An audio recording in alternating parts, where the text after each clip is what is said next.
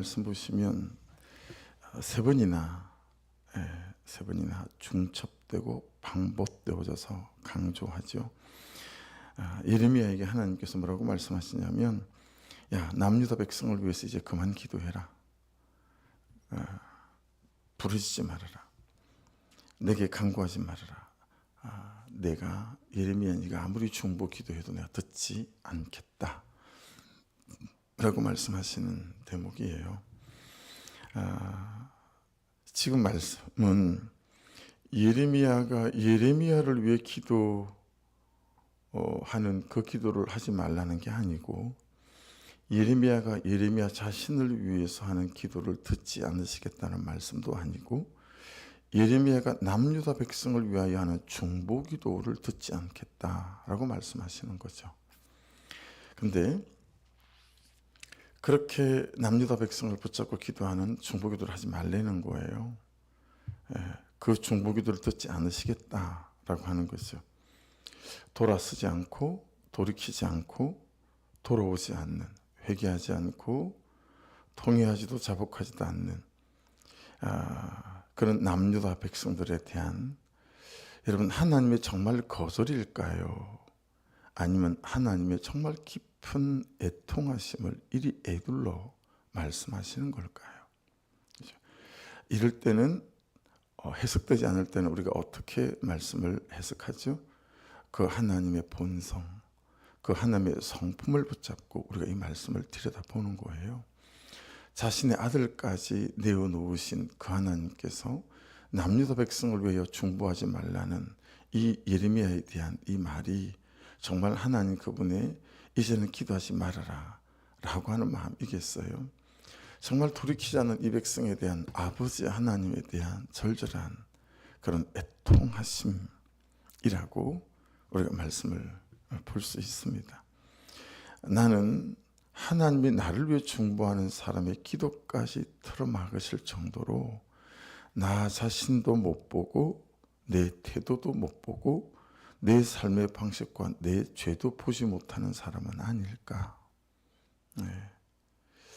이렇게 말씀이 우리에게 들려야 되겠죠. 그렇죠?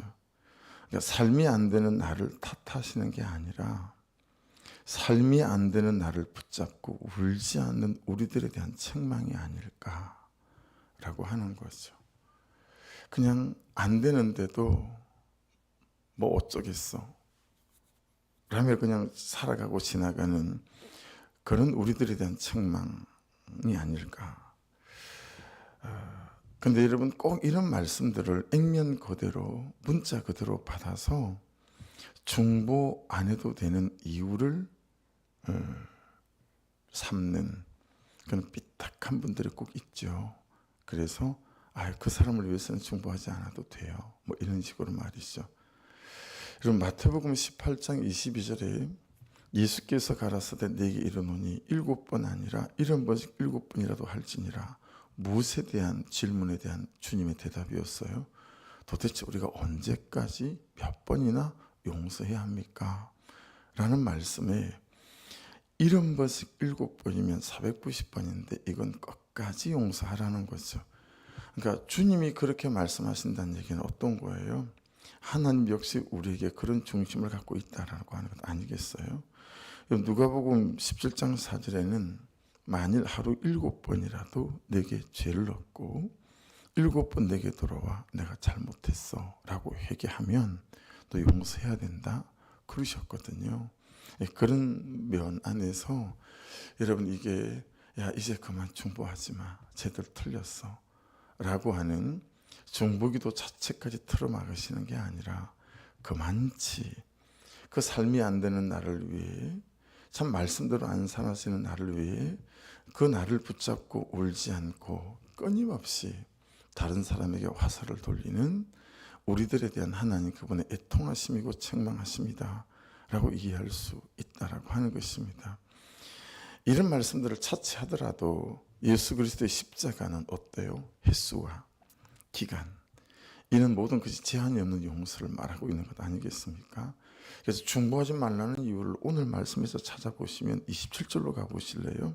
27절로 가시면 내가 그들에게 예레미야야, 네가 그들에게, 이런 뜻이죠. 이 모든 말을 할지라도 그들이 너에게 순종하지 아니할 것이요 내가 그들을 불러도 그들이 내게 대답하지 아니하리니. 28절, 너는 그들에게 말하기를 너희는 너희 하나님 여호와의 목소리를 순종하지 아니하며 교훈을 받지 아니하는 민족이라. 진실이 없어서 너희 입에서 끊어졌다 할지니라. 그렇게 말씀합니다. 정말 듣지도 않고 그리고 정말 들어도 순종하지 않는 그들에 대한 책망인 거죠. 그러면서 여러분 이제 17절부터는 구체적인 그 내용들이 나와요. 17절 보십시오. 너는 그들이 유다 성읍들과 예루살렘 거리에서 행하는 일을 보지 못했니? 그러니까 반문을 가지는 거죠. 아니 중보를 하지 말라니요 하나님. 하나님께서 너는 본 게 없니? 넌 들은 게 없니?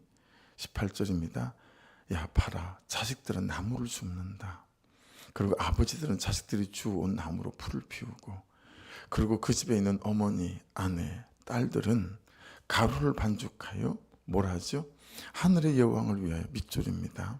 네, 오늘 큐티책의 제목은 내 목소리를 들으라. 그 18절 말씀, 20절 말씀, 이게 몇 절이죠? 내 목소리를 들으라가.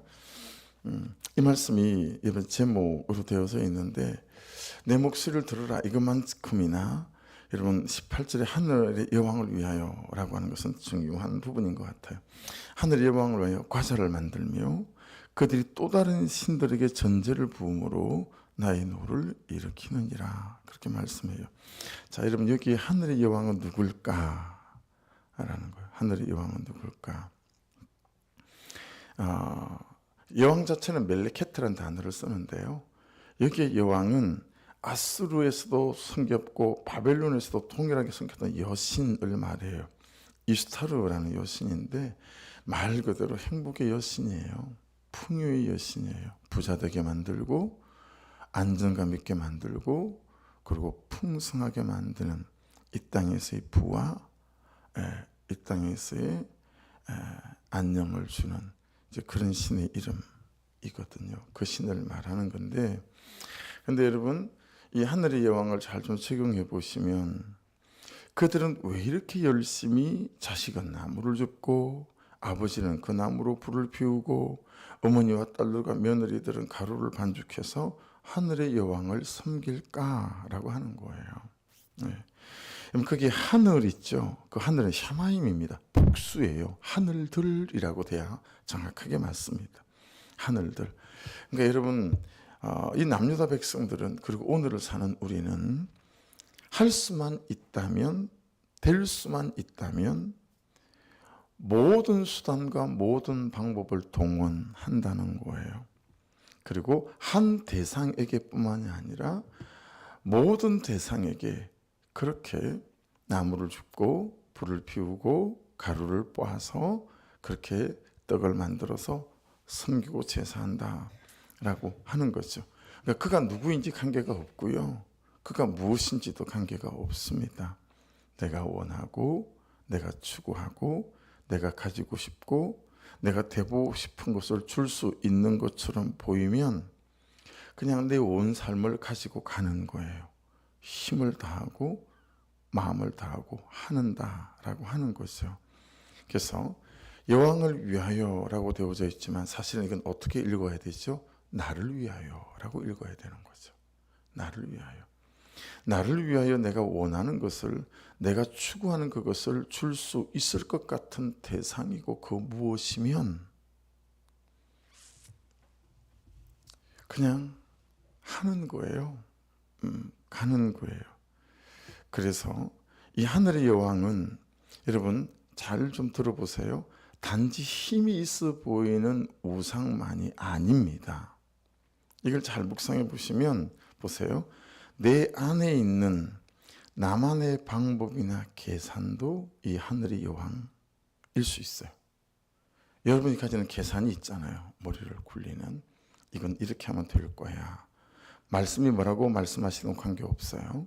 나만의 방식과 나만의 계산으로 계산기를 두드려서 그래서 그 다음 내 행동과 삶을 결정하는 거죠. 또는 내가 가지고 살아가는 나만의 정욕, 속임, 술수 또는 추구일 수도 있어요. 완고한 사람, 내 견해로 똘똘 뭉쳐있는 사람, 내 고집 왜 가지고 있는 거죠? 그렇게 살면 된다. 내가 원하는 것을 가질 수 있다라고 하는 나만의 견해와 추구인 거잖아요. 여러분, 심지어 이렇게 말할 수도 있을 것 같아요. 어떻게요? 여러분, 이 하늘의 여왕은 성실함일 수도 있다라는 거예요. 네. 좋은 태도일 수도 있어요. 겸손함일 수도 있고요. 착함일 수도 있어요. 검소하게 살아가는 삶의 태도일 수도 있어요. 왜 그럴까요? 그 하늘의 여왕을 위하여 자식들이 나무를 줍고 아비들이 불을 피우고 부녀들이 가루를 반죽하여 가사를 만듭니다. 왜 이렇게 삽니까? 나를 위하여. 그죠? 내가 성실하게 살면 이런 것들을 가질 수 있을 거야. 이건 하나님과 관계없는, 말씀과 관계없는.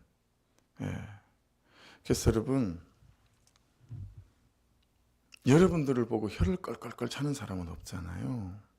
근데 선교단체 가면 가족들이나 주변의 친구들이 정말 혀를 껄껄 차는 사람이 널렸어요. 왜 그럴까요?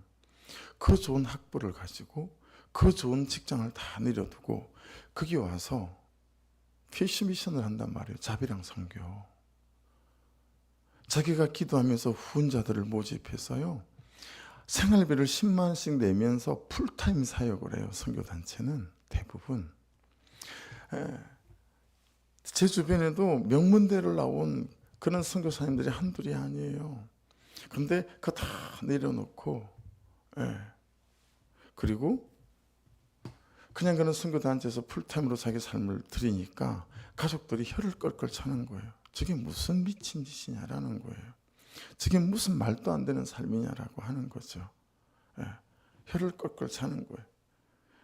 여러분, 나를 위하여 그리고 하나님을 위하여 여왕을 위하여 이 추구함, 이 삶의 이유와 목적, 그냥 오로지 나 위해서 나밖에 몰라서 자기의 나의 행복을 위해서 여러분 이 시선 하나를 바꾸는데 이 삶의 이유와 목적과 추구 하나를 바꾸는데 우리는 평생이 걸리기도 하고 평생이 걸려도 안 되는 그리스도인들이 교회 안에는 수두룩합니다.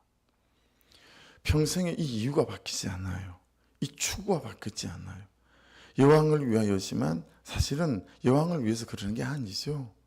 그 여왕이 나한테 줄 수 있는, 그래서 이 이스타르가 나에게 줄 수 있는 나를 위하여 그런 삶을 사는 거예요. 그래서 여러분, 다메섹 광야에서 사울에게 일어났던 일은 그가 단지 예수를 믿었다 만났다가 아니죠. 그가 그곳에서 뭐가 바뀐 거죠? 이제 살아가는 삶의 이유가 뒤집어졌어요. 삶의 추구가 바뀌었어요. 여러분, 예수를 믿는다라고 하는 것은 이 삶의 추구가 바뀌는 거거든요. 근데 우리는 예수를 믿는데 삶의 추구와 이유는 바뀌지 않아요. 나를 위하여 예수를 믿어요. 나를 위하여 하나님을 믿어요. 해서 내가 잘 되는 것이 하나님께 영광이라고 말하는 거예요. 그래서 제가 두 번 말씀드린 것 같지만 제가 제일 처음에 사역한 데가 연세대 앞에 있는 좀 배운 사람들이 다니는 교회였었습니다. 그의 장로님들도 다 학벌이며 재력이며 빵빵해요. 근데 어느 날부터인가 교회를 잘 나오던 아이들이 고3들이 싹 다 예배를 안 나오는 거예요. 그래서 신방을 갔더니 장로님들이 주일날 고3은 교회를 못 나오게 하는 거예요. 무슨 그런 교회가 다 있어요. 이유가 뭔지 아세요? 고3은 대학교에 붙는 게 하나님께 영광을 돌리는 거기 때문에 고3은 주일날 열심히 공부해야 된다는 거예요. 그렇게 가르치고 앉아 있는 거예요. 그래서 참 나이도 어린 제가 그 학벌 많고 그 오래 믿던 장로님한테 싸우지 않았겠어요? 장로님은 성경 공부를 어디서 하셨어요? 누구한테 배웠어요? 약간의 인격 모독적인.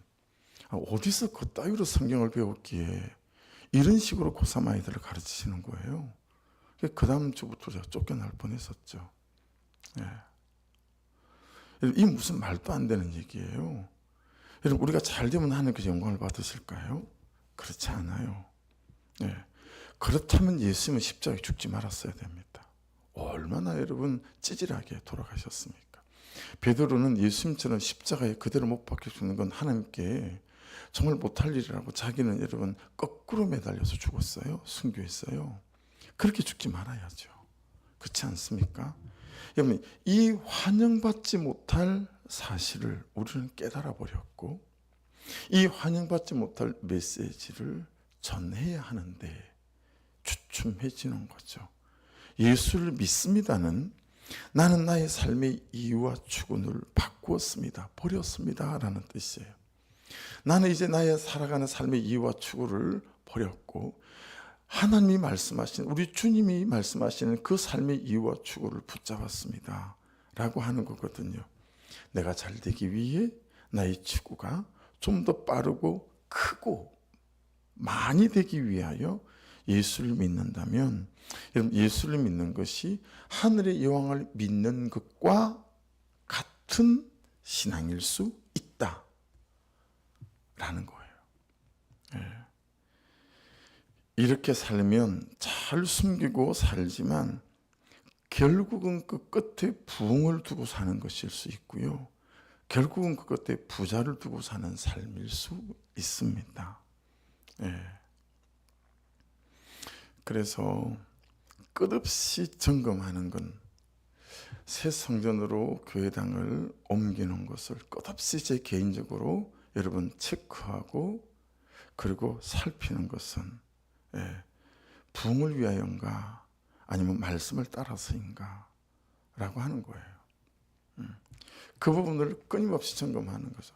여러분, 결국은 그 끝에 교회가 부흥이 있다면, 결국은 끝에 성도들의 삶이 부자가 되고 풍요에 있다면 우리 조금 점검해 봐야 합니다. 하나님께서 교회를 쓰시기 위해서 부흥시키는 거하고 하나님께서 여러분을 쓰시기 위해서 여러분들에게 물질을 맡기는 거하고 다른 차원이에요. 그렇죠? 우리의 추구와 목적 자체가 그게 되어져서는 말씀과 같지 않은 삶일 수 있다. 그리스도인이라고 하는 삶에 부합하지 않은 삶일 수 있다라고 하는 것입니다. 그런 부분에서 여러분, 참 환영받지 못할 메시지죠. 그렇죠? 그 환영받지 못할, 세상에서는 참 교회 안에 있는 많은 성도들조차 참 불편한 진실이고, 그리고 좀 꺼려껴지는 그런 거죠. 그런데 오늘 말씀에 참 우리를 위로하듯이, 야, 말씀대로 살면 내가 복이라고 말했다라는 말씀이 또 나오니까, 그렇죠? 이 19절부터 여러분 이제 계속 그런 말씀인데 20절 말씀 보십시오. 그러므로 주 여호와께서 이와 같이 말씀하시느니라. 보라, 나의 진노와 분노를 이곳과 사람과 짐승과 들나무 땅의 소산에 부으리니 불같이 사라지고 꺼지지 아니하리라 하시니라. 21절, 만군의 여호와 이스라엘 하나님께서 이와 같이 말씀하시되 너희 희생 제물 번제물의 고기 니들이 다 먹어라. 나한테 그런 고기 안 바쳐도 된다. 이런 거잖아요. 야, 그런 거 갖고 오지 마. 너나 먹어. 다 먹어 니가. 뭐 이런 거잖아요. 22절, 사실은 내가 너희 조상들을 애굽 땅에서 인도하여 낸 날에 번제나 희생에 대하여 말하지 아니하며 명령하지 아니했다. 오직 내가 이것을 그들에게 명령에 이르기를, 첫째 뭐예요? 너희는 내 목소리를 들어라. 들으라는 우리가 잘 아는 샤마입니다. 듣고 순종해라. 그리하면 나는 너희 하나님이 되겠고 너희는 내 백성이 되리라. 관계. 철저히 말씀은 복음은 관계입니다. 그리고 너희는 내가 명령한 모든 길로 걸어가라. 두 번째죠. 목소리를 들어라. 두 번째, 내가 명령한 모든 길로 걸어가라. 그리하면 복을 받으리라 하였으나. 그렇죠? 그래서 따라오는 거. 그래서 여러분, 복이 추구가 되지 말고 복은 따라오는 게 돼야 됩니다. 근데 우리의 신앙생활은 복을 추구해요. 부흥을 추구해요. 이건 제가 끝없이 점검하는 거죠. 살뜰리게 점검하는 거예요. 예, 색성적 리모델링을 하고 있으니까요. 정말 살뜰리게 점검하는 거예요. 예. 여러분, 저는 큰 교회에 주눅드는 게 아닙니다. 건물이 없어도 그냥 교회를 잘하고 있는 분들이 저를 주눅들게 만들어요. 그리고 그 건물을 위한 재정을 가지고 선교하고 가난한 교회를 돕고 이런 교회를 보면 한없이 작아져요. 혹시 주님, 제 결국이, 제 끝이 부흥이 있는 게 아닐까요? 부흥이 제 추구가 아닐까요? 이거 살뜰리게 점검하는 거예요. 여기에 부끄럽지 않으려고, 거기에 할 말이 있으려고 하나님 정말 시켜서 하는 거예요. 그냥 말씀이 하라 그러니까 하는 거예요. 제가 부흥의 끝으로 이걸 하는 게 아니에요. 라고 끝없이 살뜰리게 점검하는 거예요. 여러분, 부자를 추구하지 마시고 복을 추구하지 마시고 복이 하나님이 여러분에게 주시는 선물이 되시길 주의 이름으로 축복합니다. 너무너무 복을 주고 싶은 거예요.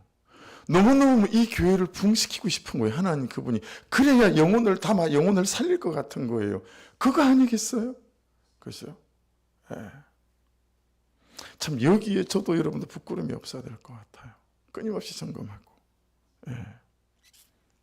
그래서 우리 신앙의 시작 과정, 그 끝에 있어야 될 유일한 것, 사무엘상 15장 22절로 위에 말씀하고 똑같은 말씀이니까 사무엘이 이르되 여호와께서 번제와 다른 제사를 그의 목소리를 청종하는 것을 좋아하심 같이 좋아하시겠나이까.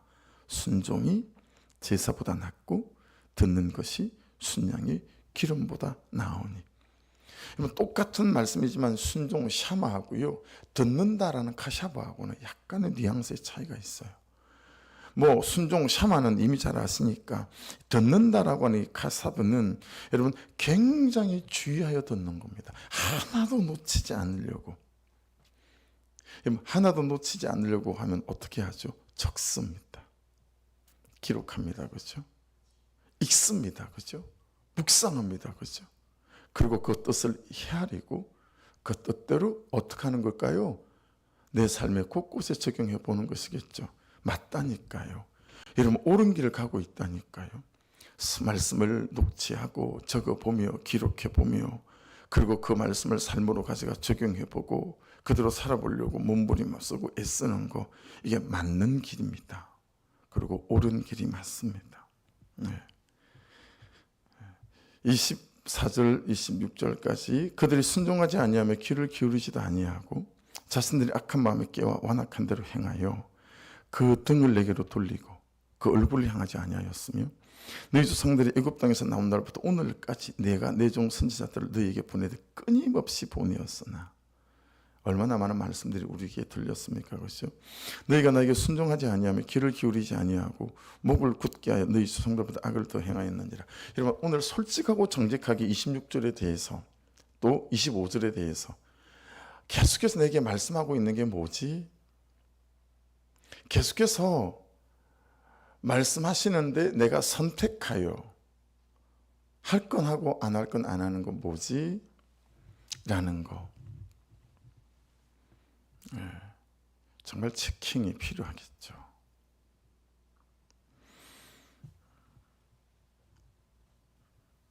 특별히 여러분 26절 너희가 나에게 순종하지 아니하고 귀를 기울이지 아니하고 목을 굳게 하여 너희 조상들보다 악을 더 행하였는지라. 왜 그럴까? 라고 적용 질문을 던져봤어요. 관찰 질문을. 왜 그럴까? 왜 순종하지 않고 귀를 기울이지 아니하고 목을 굳게 하여 악을 더 행하였는지라. 여러분 왜 그럴까요? 내가 손해볼 것 같은 거죠. 나만 당하고 살 것 같은 거죠. 나만 맨날 십자가에 매달리는 것 같은 거죠. 왜 내만 맨날 받아내고 그런 나보다 옳다를 해야 되는 건가? 또 그 말씀대로 해서는 뭐가 남는 게 없을 것 같고 될 것 같지가 않은 거예요. 그렇죠? 그래서 순종이 잘 안 되는 거. 이게 될까? 나 혼자 그런다고. 여러분 그래서 아마도 성경 곳곳에서 이렇게 말씀하시나 봐요. 로마서 1장 17절에는 뭐라고 말씀하시죠? 복음에는 하나님의 의가 나타나서 믿음으로 믿음에 이르게 하나니 라고 말씀하세요. 기록된 바 오직 의인은 믿음으로 말미암아 살리람과 같으니라. 어디 말씀을 인용한 겁니까? 하박국 2장 4절. 보라, 그의 마음은 교만하며 그 속에서 정직하지 못하나 의인은 그의 믿음으로 말미암아 살리라. 이런 믿음으로 안 사는 사람, 말씀대로 안 사는 사람은 교만한 거래요. 예. 그는 나보다 옳도다 안 하는 사람 교만한 거래요. 그렇게 살면 될 건데 안 될 것 같아서 그렇게 안 한다라는 거예요. 믿음 없다라는 거예요. 여기 히브리서 10장 38절도 우리가 잘 아는 말씀 있지 않습니까? 나의 의인은 믿음으로 말미암아 살리라. 또한 뒤로 물러가면 내 마음이 그를 기뻐하지 아니하리라 하셨느니라. 할렐루야. 여러분, 그는 나보다 옳도다를 우리는 시작했습니다. 뒤로 물러가지 않기를 주의 이름으로 축복합니다. 예. 받아내는 삶을 시작했습니다. 뒤로 물러가지 않기를 주의 이름으로 축복합니다. 예.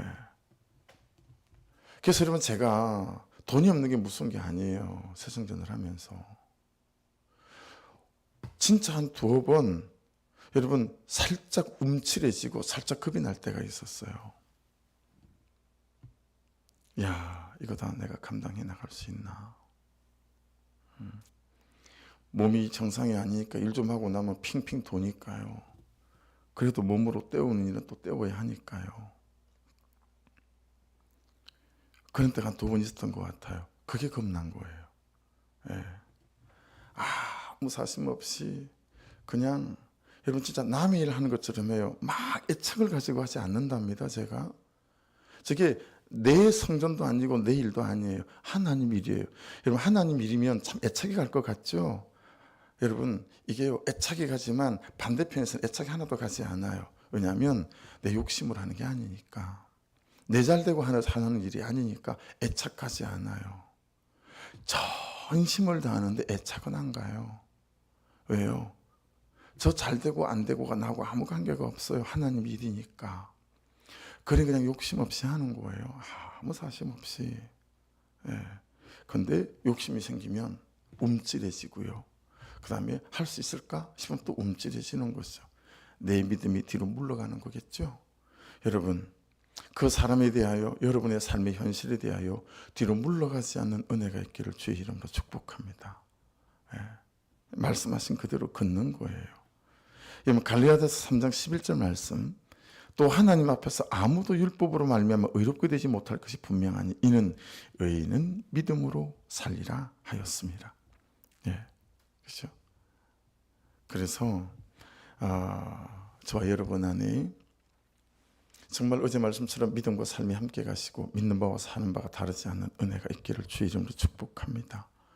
예, 그래서 계속해서 말씀이 내 존재가 되어져 가고, 말씀이 내 태도가 되어져 가고, 말씀이 내 감정을 처리하는 방식이 되어져 가고, 말씀이 사람을 대하는 태도가 되어져 가도록 우리가 말씀 앞에 훈련받고, 말씀으로 연습하고, 말씀으로 적용해보며, 되는 것은 되는 것대로 나누고, 되지 않는 것은 되지 않는 대로 목장에서 서로 나누어가며 위로를 얻고 함께 중보하며, 여러분 날마다 말씀이 삶이 되어서 가는 은혜 가운데 머무는 저와 여러분 될 수 있기를 주의 이름으로 축복합니다. 기도하겠습니다. 말씀 붙잡고 기도하시면서, 하나님,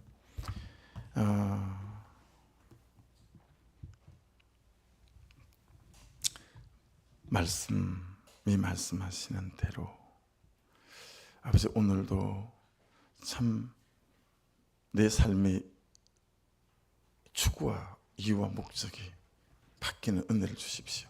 여왕을 위하여지만 사실은 나를 위하여, 아버지, 그렇게 살아오는 그는 나를 위한 성실함, 나를 위한 부지런함, 나를 위한 검소함이 아니라 하나님을 위하여, 예수 그리스도를 위하여, 하나님의 나라와 영원, 복음을 위하여 내가 성실한 사람이 되게 하시고 검소한 사람이 되게 하시고 내가 부드러운 사람이 되어서 가는 삶의 이유와 목적이 온전히 바뀐 사람, 결국에는 안 그런 것 같지만 그 끝에 부흥이 나의 결국이 되고 부자가 나의 결국이 되지 않고 오로지 하나님을 위하여 하여 부흥과 하나님 주시는 선한 것들이 참으로 선물처럼 우리에게 주어지는 그런 인생으로 우리의 삶의 추구가 있도록 주여 역사하여 주옵소서.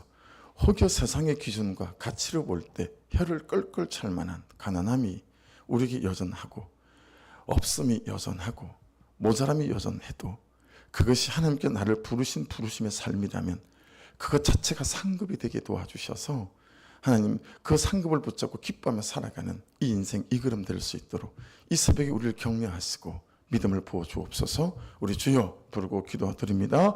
주여 아버지 감사합니다.